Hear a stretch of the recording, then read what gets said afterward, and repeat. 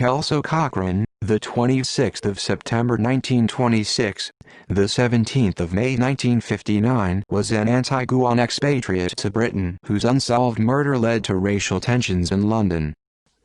Life Cochrane was born in Antigua and after a failed marriage in the United States in 1954 had moved to London, where he settled in Notting Hill and worked as a carpenter. He aimed to save sufficient money to study law. Death after fracturing his thumb in a work accident, he attended Paddington General Hospital.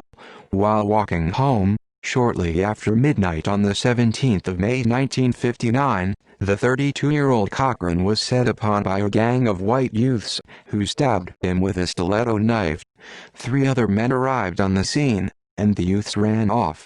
The 3 men took Cochrane to hospital, where he died an hour later. His funeral procession on the 6th of June 1959, from St. Michael and All Angels Church along Ladbroke Grove to Kensal Green Cemetery, was attended by more than 1,200 people. Context: Notting Hill was at the time a stronghold for Oswald Mosley's Union movement and Colin Jordan's White Defense League.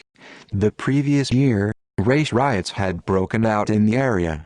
The detective investigating the cases was initially convinced that the youth's motive was robbery, but Cochrane's lack of money was explained by his fiancée, as Cochrane himself had emptied his wallet that morning. Searchlight magazine claimed in 2006 that the police's public denial of any racist motive was almost certainly a misguided attempt to ensure calm in the area. Local Union movement member Peter Dawson later claimed to the Sunday People that it had been a group member who was responsible for the murder. Mosley himself later held a public meeting on the spot where Cochrane had been murdered. Following the murder, the British government organized an investigation into race relations, chaired by Amy Ashwood Garvey. Aftermath: from 1959, activist Claudia Jones organized events to celebrate Caribbean culture in the face of the hate from the white racists, which are seen as forerunners of the first Notting Hill Carnival in 1964. A BBC Two television documentary broadcast on the 8th of April 2006 covered the first visit by Stanley Cochrane to England that year to try to find out more about his brother's death and ask for a police reinvestigation. Steve Silver, who was in contact with the BBC researchers and wrote an article in Searchlight coinciding with the program, later reported that he had been heard from Kelso Cochrane's daughter in the US and was able to put her in touch with her uncle. Cochrane's murder is believed to have led to a decline in support for Oswald Mosley, who was planning a return to politics in the UK.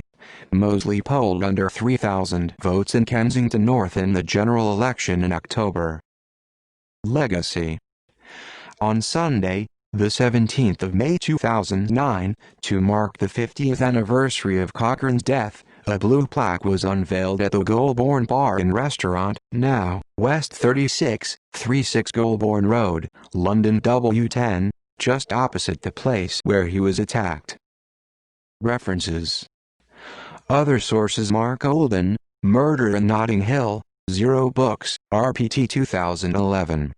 External links: Raphael Rowe, Who Killed Kelso Cochrane? BBC News, the 7th of April 2006.